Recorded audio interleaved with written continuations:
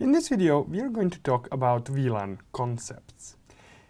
The topics we're going to talk about here are virtual broadcast domains or virtual LANs, VLANs, and we're going to talk about how to carry the traffic, the VLAN traffic, between switches. In other words, we're going to talk about trunks. And here we are going to talk about two different trunking methods using Cisco's proprietary ISL encapsulation and using the standards-based 802.1q VLAN tagging. In one of the previous videos, I mentioned that virtual LANs, VLANs, create a virtual broadcast domain. Let me remind you about that a little bit. Imagine that you had an enterprise, a company, consisting of three departments. Let's say that you had an engineering department, that you had a marketing department, and that we had a sales department. In engineering, we had 20 workstations. In sales, we had 9 workstations. And in marketing, we had 3 workstations. And the only thing that was available to us were 8-port switches. How many switches would we need for engineering department? Well, we would need to have 3 switches. For marketing department, we would need to have 2 switches, even though one switch would be used with 1 port only. And in the sales department, we would need to have 1 switch here. So in total, to make this network work, we would need to have 6 switches for the total number of 32 physical ports that were in use. Now, I don't know about you, but I think that this is a terrible, terrible waste of physical resources. What if we added, say, 3 more people or 4 more people into our engineering department? We would have to add a whole new switch. What if we removed 1 or 2 seats in our sales department, leaving just 1 workstation there? We would still need to have a physical switch available to accommodate for this number of workstations. This is why VLANs, or the virtual LANs, were designed. They're designed to solve this particular problem. You may recall here in the previous drawing on our whiteboard that I said that even though we used bridges or switches, really, because they are the same thing, they divided the collision domains. They haven't created multiple broadcast domains. If you want a real separation of traffic in a different broadcast domain, so that the broadcast traffic from one department is not seen in another department, if you want to create some sort of security policies between these departments, you really want to segment this network into multiple broadcast domains. The only solution for that without the VLANs is to actually use multiple physical resources, multiple physical switches. But with VLANs, what we can do is we can take one switch and divide it into multiple virtual broadcast domains. So here we would have a broadcast domain 1, a broadcast domain 2, a broadcast domain 3, a broadcast domain 4. So ultimately, what VLANs are is just a way to segment a single switch into multiple broadcast domains. This is what switches do. As I said, now that we recapped that a little bit, let's expand on what we just learned. So, VLANs create multiple broadcast domains. Let's see that in action. I'm going to go to my terminal and I'm going to build a relatively simple network. Let me show you what network I'm going to build. I will have a single switch, and this is going to be my Cat1, and to this switch I'm going to have 3 devices connected. This is going to be my R1, I'm going to have R2 here, and I'm going to have a PC running Wireshark connected to Cat1 as well. R1 is going to be connected to Fast Ethernet 01 on Cat1, R2 is going to be connected to Fast Ethernet 02, and PC is going to be connected to Fast Ethernet 03. I'm just quickly going to put in the ports that are going to be used on these devices so that we have a full reference here. Let's go to the terminal. So here I am on Cat1. This is the configuration of my ports. As you can see, I'm running all default configuration. So I haven't really touched anything on these ports, which means that these ports are now operating in VLAN number 1. Let's confirm that. So I'm going to do show VLAN ID 1, and I can see that all ports on my switch, including ports 1, 2, and 3, are members of VLAN number 1. So if I go to R1, which is configured just like this, an IP address, or R2, which is configured just like this, again, an IP address there, I should be able to ping between R1 and R2. Let's try that. And you can see here that pinging from R1 to R2 was successful. Let's bring in our Linux PC here. So here I am, just confirming that I have an IP address on my Linux PC. From this PC, I should be able to ping R1, which I can see now, and also I should be able to ping R2. This is all okay. This is what we expected to see, because all these hosts here are sharing the same broadcast domain. So they are on the same VLAN right now. This is VLAN number 1. Now let's configure one of these ports to be in one other VLAN. For example, let's cut off our R2 here and configure this to be in VLAN 2. In order to do that, the first thing that I should do is I should create VLAN number 2. There are, generally speaking, in this particular case, two possible ways I can proceed. The simplest one would be to simply go to interface fastnet02 and say switch port access VLAN 2.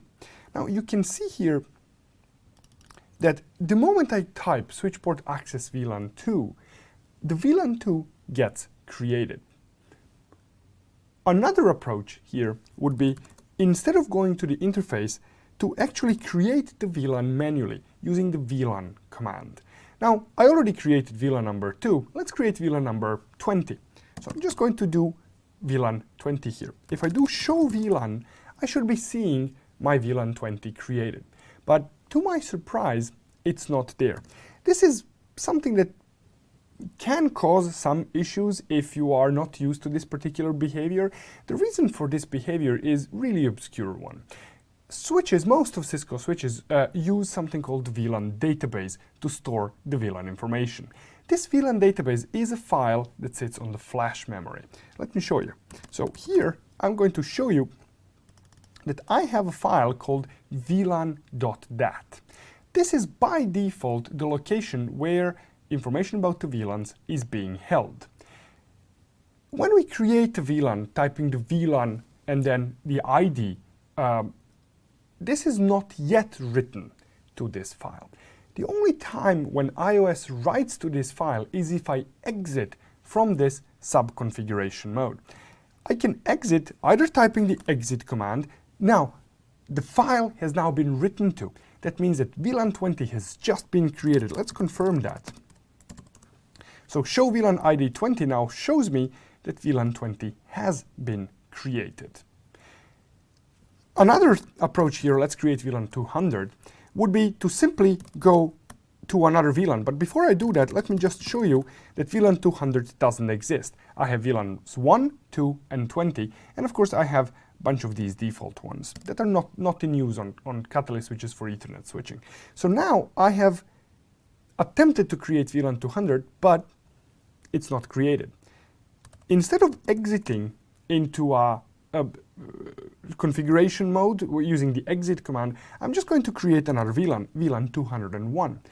This also causes switch to write to a file. So if I do show VLAN now, I'm going to see that VLANs 1, 2, 20, and 200 have been created, but VLAN 201 has not been created. Now I'm going to press Ctrl C. This is going to take me all the way up to the privileged exec mode in iOS. This also causes the file to be written to. If I do show VLAN, now I'm going to see VLANs 1, 2, 20, 200, and 201 being created. Okay, so far so good. The current situation is, going back to what I said I'm going to do, and it is that I'm going to isolate R2 in VLAN 2 from R1 and our PC, I can see this in the output of show VLAN command. With show VLAN, I can see that VLAN 2, called VLAN 0002, is active on fast Ethernet 02. Which means that if I go to R1 now and I attempt to ping R2, this is not working. It doesn't work at all. Also, if I go to R2 and I try to ping from here, let's say I try to ping my Linux PC, that also doesn't work. But let's see what is happening on the packet level, on the frame level. On my PC, I'm running Wireshark. I'm going to start capturing the traffic from Cat1. And as we can immediately see, I'm going to start receiving the traffic that I don't really care about. Things like spanning tree, the keep alives. I'm also going to see CDP messages from the switch. So I'm quickly going to put in a display filter here. And I'm only interested in IP traffic. Also, I'm interested in ARP traffic. So I'm going to show only the packets that are captured that are either IP packets or ARP packets. Going back to my R1, I'm going to clear IP cache here. And now if I do show ARP, I shouldn't be seeing any entries in my ARP table other than the one for the local interface. So now I'm going to try to ping 192.168.1.2. I'm going to try to ping R2, which is now in a separate broadcast domain. This is obviously not going to work. I've already seen this before. But let's see what Wireshark has to say. So going to Wireshark here, I see R1 asking the question, who out there has an IP 192.168.1.2? And we can see this question being repeated multiple times. But there are no responses. There are of course no responses because R1 and R2 cannot communicate. They are in separate broadcast domains. They cannot speak on layer 2 at all. What happens if I try to ping my Linux box from my R1?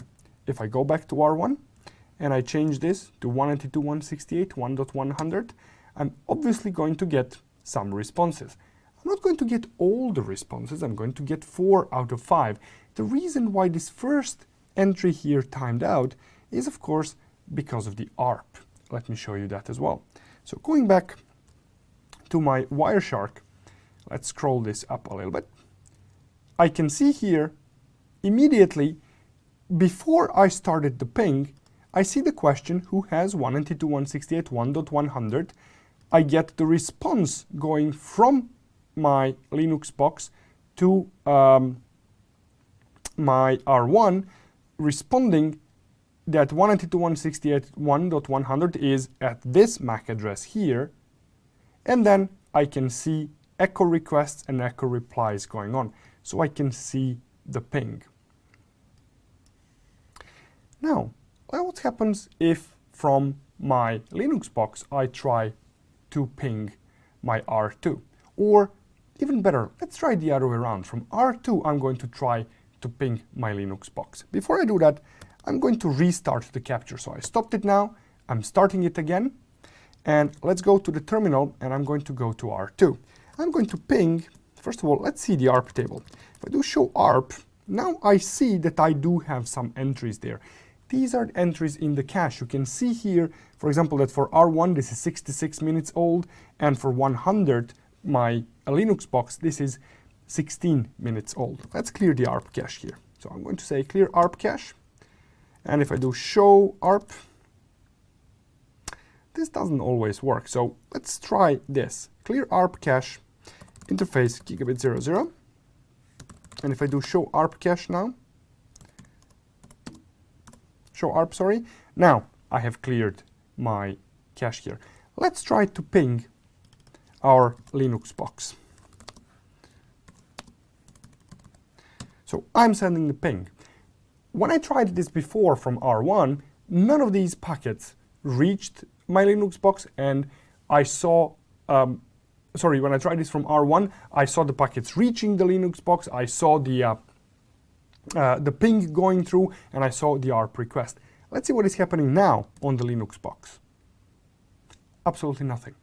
Of course, the reason for that is this separation.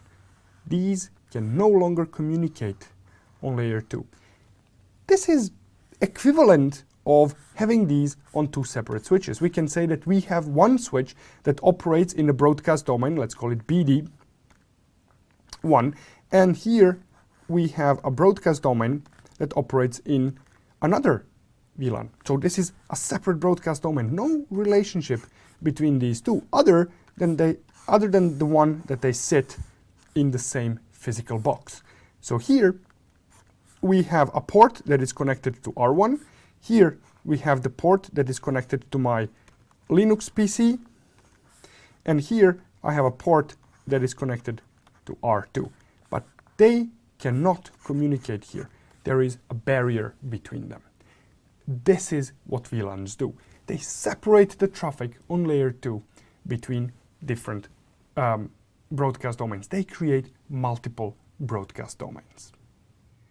Let's now move on and see what happens when we have more than one switch in play. So I'm going to expand our network just a little bit. So this is what I have now.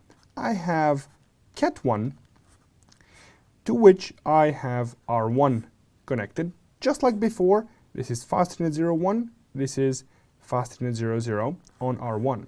Then to my Cat1, I have my Linux PC with Wireshark connected. This is FastNet 03 here, and this is Ethernet 2 on my Linux PC. Then I have Cat2. I have R2 as well, and you may remember that R2 is connected to Cat1. This is Gigabit 00, and this is Fast Ethernet 02. R2 is also connected to Cat2. This is Gigabit 01, and this one here is Fast Ethernet 02. My Linux PC is connected to Cat2 as well. This is Fast Ethernet 03 here, and this is Ethernet 3. I also have a connection between Cat1 and Cat2. This is Fast Ethernet 024, and this here is Fast Ethernet 0/24.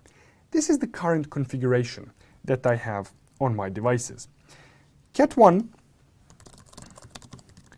has this configuration in Fast Ethernet 01. You remember that we moved Fast Ethernet 02, the connection to R2, to VLAN 2. Fast Ethernet 03 is in VLAN 1, and Fast Ethernet 24 is now in VLAN 1 as well. Cat2 has the following configuration. As you can see, all three relevant ports on Cat2 are in VLAN 1, the default VLAN. R1's configuration has not changed in any way, and R2's configuration has not changed in any way. Linux PC has changed a little bit, in such that I have actually removed an IP address from Ethernet 2, and I have not configured it on Ethernet 3. Linux PC in this particular scenario is just going to be a passive monitor. I'm not going to ping it or have it ping anything. So let's go back to R1 and let's recap what is going on there. If from R1 I attempt to ping R2, this is failing because R1 and R2 are no longer in the same broadcast domain. But as you recall, the configuration, so this here, let's block it off. Actually, let me be a little bit more precise about that. This is in VLAN 2. But this port here is in VLAN 1. This port here is in VLAN 1. This port here is in VLAN 1. And this port here is in VLAN 1. This port here as well, and this port here as well. But I'm not going to focus on this connection. So let's imagine that this connection here does not exist. I'm going to do one extra configuration on Cat2.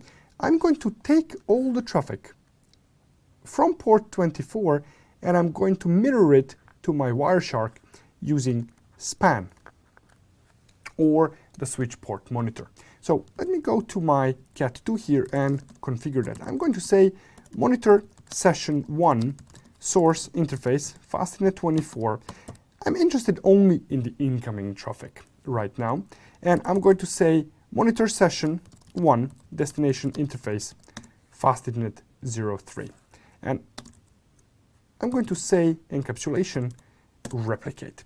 Now, what encapsulation replicate does is, in a case that I'm not using an access port on my source, I'm going to use the same encapsulation, the same trunking method on my monitor port as I'm using on the source port, on the port that I'm monitoring. So let's see what my session looks like. This is what I have in place.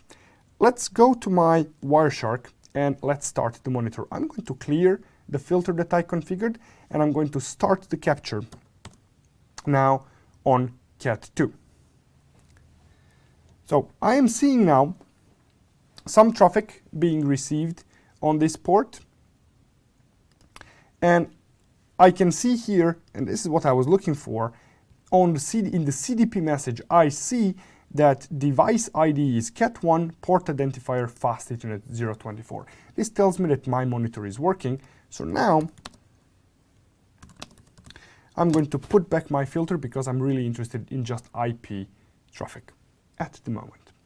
So going back to my terminal and going to R2 now, I'm going to remove the IP address from this interface, and I'm going to move the same IP address to gigabit Ethernet 01. In other words, this is what I've done. An IP address is configured here on this interface.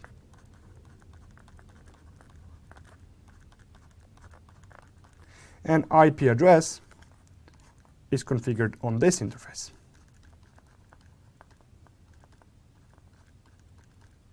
Let's see if I can ping across now. So I'm going to go back to R1, and I'm going to repeat this same ping that I had running here. And I can see now that it was actually successful. Let's go to our Wireshark, and here I can see exact thing that I expected to see. I see the ICMP ping request. I see the ARP response to ARP response from R1, and here I see bunch of ping requests. Remember that we are monitoring only the traffic going from R1 to R2. I'm not monitoring the return traffic. I'm not looking at the traffic from R2 to R1, just the traffic coming in from R1. Now, what I want to direct your attention to is here in the details. I want you to take a look at the frame that we see. This here is just a regular Ethernet frame. I have the destination MAC address, I have the source MAC address, and I have the ether type, which is 0800, which is IP traffic. For ARP here, ether type will be different. It will be 0806 hexadecimal. But otherwise, this frame is just a normal frame. There is nothing special about it. Let's change the VLAN membership of ports to which R1 and R2 belong. So here,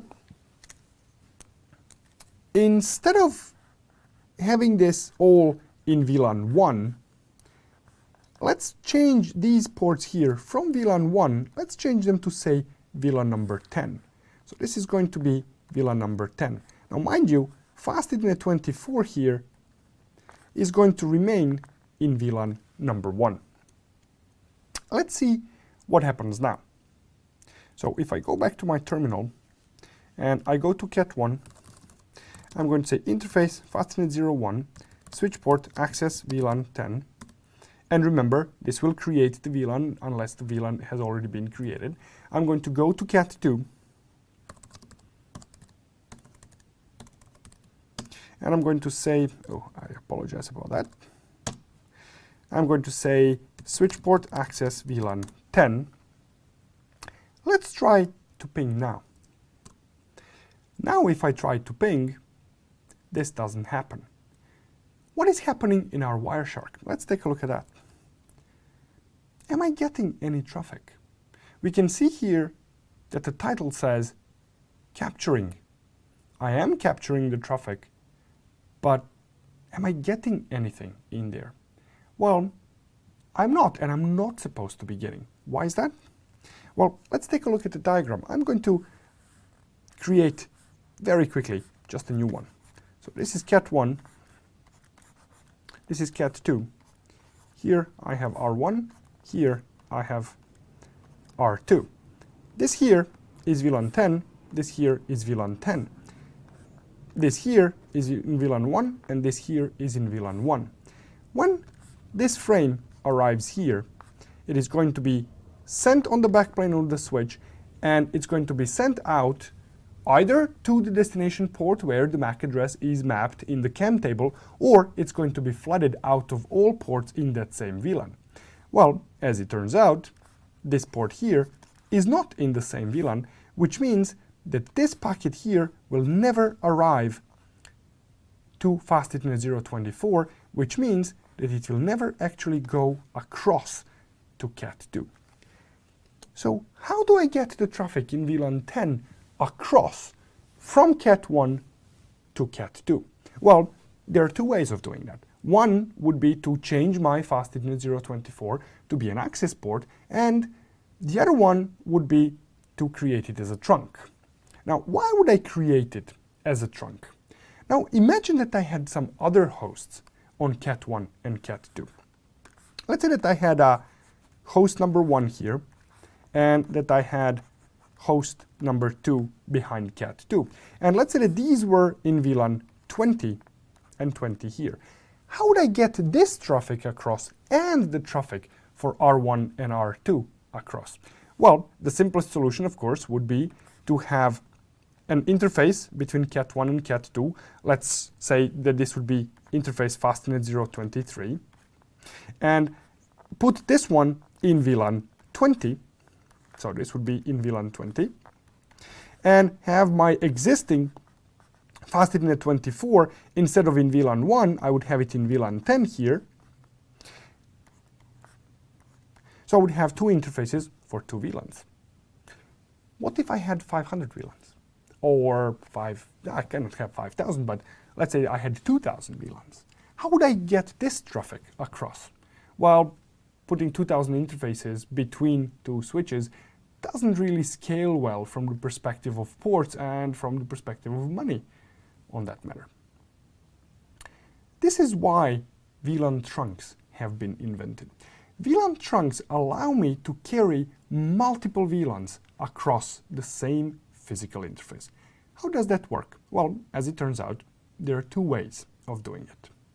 There is Cisco proprietary way using ISL or inter-switch link encapsulation, and there is also a standards-based using 802.1q tagging. Let me show you that. Let's first talk about the ISL. ISL is a Cisco proprietary VLAN protocol, and the way it works is it encapsulates the entire frame. So let's recap what is happening with our frame as it travels through our network. Here I have R1, I have cat1, I have cat2, and I have R2. When R1 sends the frame, it's a native VLAN frame. That means it has destination MAC address, source MAC address, type length, it has payload, and finally we have the frame check sequence. So this here is our frame format. So this is the header here. This is data, and frame check sequence is just a CRC. So this here is data. This is the actual IP packet encapsulated in layer 2 frame.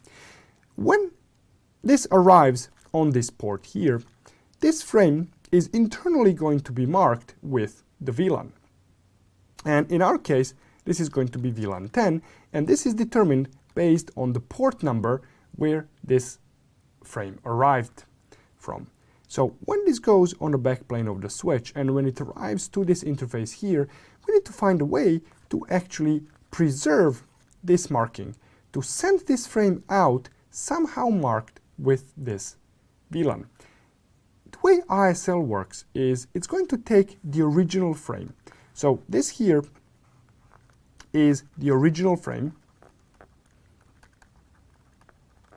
and it's going to encapsulate it in the following way.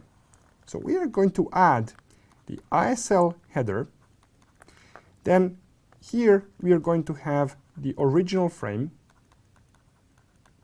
encapsulated fully, and finally we are going to have a new frame check sequence. Now, what are going to be the contents of the ISL header? Well, there are going to be a couple of them. Some of them are relevant, some of them are irrelevant. When you are troubleshooting this in production environments, and if something is really terribly going wrong and you're working with Cisco TAC on troubleshooting this, you would need to know all the frame, all these header bits and bytes and what are the contents there. The important thing is that somewhere inside this ISL header, I'm going to show it to you in a minute, we are going to have the VLAN identifier embedded. Now, let's configure our link here, our Fast Ethernet 24 on both sides here to be the ISL trunk. It's very easily done. So I'm going to go here on Cat1. This is the current configuration of Fast Ethernet 24. I'm going to go into this port and I'm going to say switch port trunk encapsulation ISL, and I'm going to say switch port mode trunk.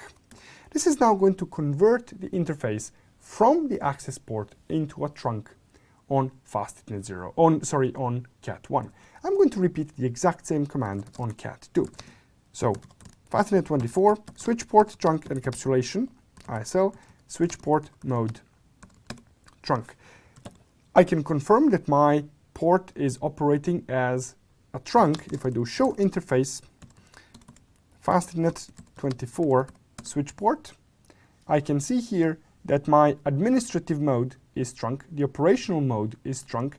Also here, I can see that my administrative trunking encapsulation is ISL, this is how I configured it, and that the actual operational mode is also ISL, this is how the interface actually works at the moment.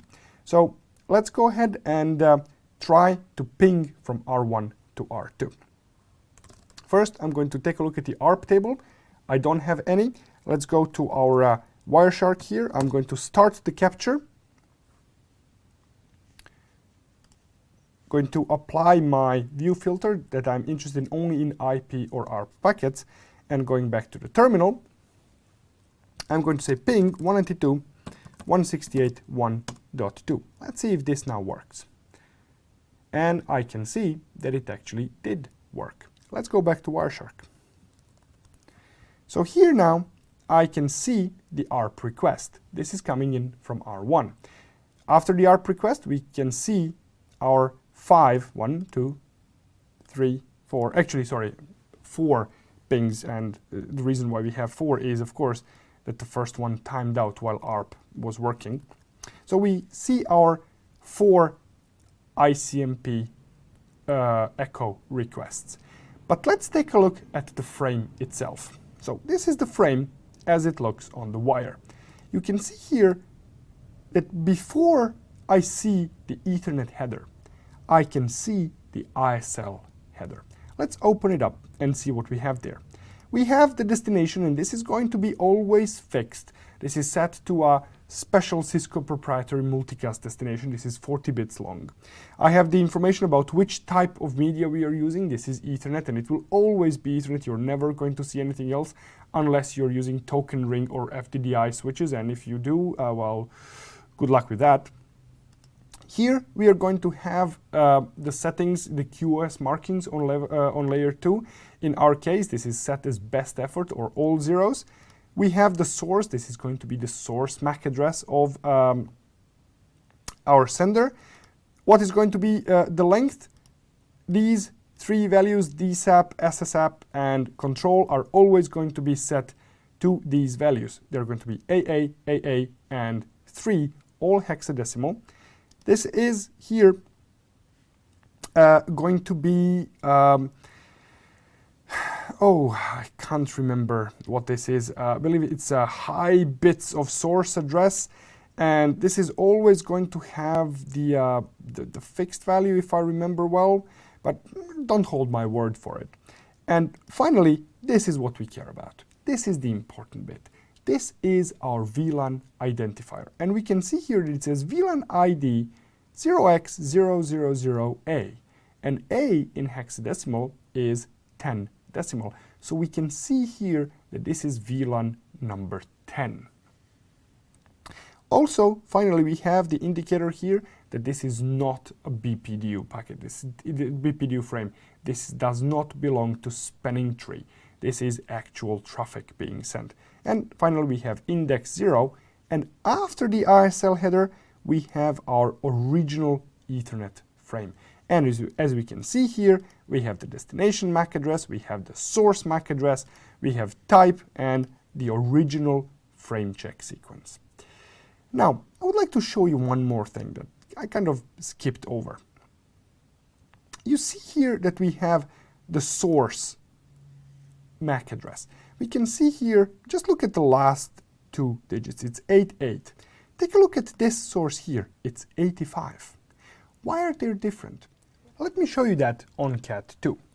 This is Fast Ethernet 03, the interface that is facing our monitoring station, our Linux PC.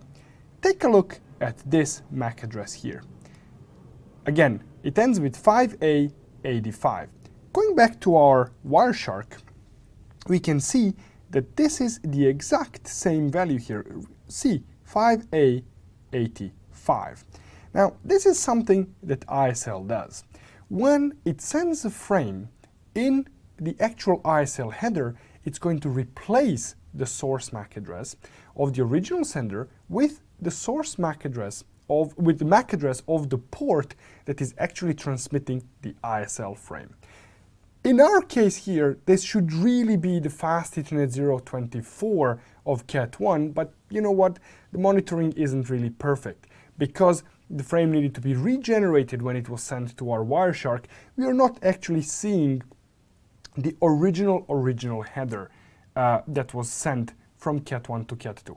The only way that we could capture the original header with this source address unchanged would be to actually put the hub between Cat1 and Cat2. And I don't know about you, but I don't really like the hubs. So this is ISL. This is how it encapsulates the frame. This does add a considerable overhead to the original frame. So, and also, being Cisco proprietary, the industry didn't quite like this solution, so they came up with their own, called .1Q. We are going to take a look at that one next. So let's take a look at 802.1Q. When R1 sends the frame, you remember it's the frame that is native Ethernet frame. That means it has no markings. When this arrives to the switch, on the backplane of the switch, we somehow need to mark this frame as belonging to VLAN 10. When we want to send this across to Cat2, we need to preserve this marking somehow. We need to keep it. Unlike ISL, which encapsulates the entire frame, .1Q actually inserts a tag between the source MAC address and the type length value. So here, between these two values in the original header, we are going to squeeze in the new tag. Now, because this does change the fields and the length of this header, the original frame check sequence can no longer be used. So .1Q needs to actually recalculate the frame check sequence. This is much more efficient approach than the one used by ISL because the overhead is much smaller. So let me go ahead to my terminal and reconfigure my Fast Ethernet 24 here to no longer be ISL, but instead be .1q trunk.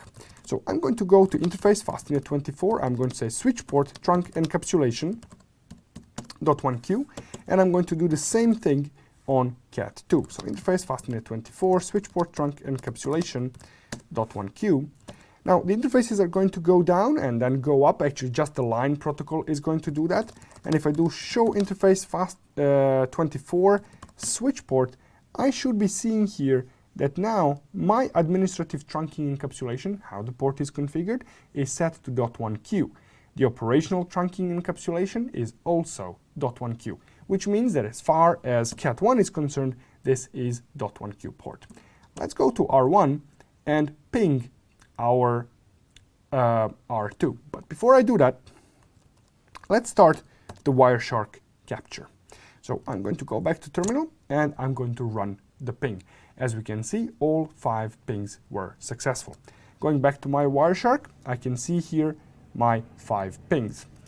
But let me show you the frame here on the wire. First thing that I'm noticing in comparison to the ISL output that we had before is that I no longer have the ISL header that sits above the Ethernet. So the frame is not encapsulated. I have the Ethernet frame here. Let me open it up and show you something here. It wasn't only the insertion of the tag that happened. Take a look at the value here. This is the type of the upper layer protocol, or at least it's what it's supposed to be. Here my Wireshark is telling me that this is now 0x8100 or 8100 hex. This is not IP, and this was IP packet. What this actually is something that .1q is calling the tag protocol identifier. This tells the switch that it should handle this frame as if it was .1q frame, which it is. So here is my .1q header. Here I can see, first things first, after the tag protocol identifier, I can see that the priority is 0. Priority is actually also known as the COS. This is the layer 2 signaling for the quality of service. These bits are called the priority bits, also defined in 802.1p standard. As we can see, they're all set to zeros, which is the default. Then I have something called canonical format indicator. The CFI tells me in which format the MAC address is. Is it canonical or non-canonical format? To be honest, I really don't know or don't care what that is. Finally, here we have the VLAN ID. And unlike ISL, this is now shown in decimal format. Here I can see that the VLAN ID is 10. Finally, I have the type. Now, this is the original type of the frame that was carried. If I go back to my whiteboard, I can see here that I've shown you that the frame, that the tag was actually inserted between the source address and the type length value. But you could have also said that it was inserted here with type length value being changed and then new type length value being inserted here. But that's really more confusing than just saying that it is inserted here and that there is this tag protocol identifier, TPID, sitting at the beginning of the tag, and that we are simply preserving the original type length value from the original Ethernet frame. So this is how trunks work, how ISL works, and how .1q works. But we are not really done with this stuff, because on Cisco switches, you can do a lot of interesting things with trunks. More about this in the next video.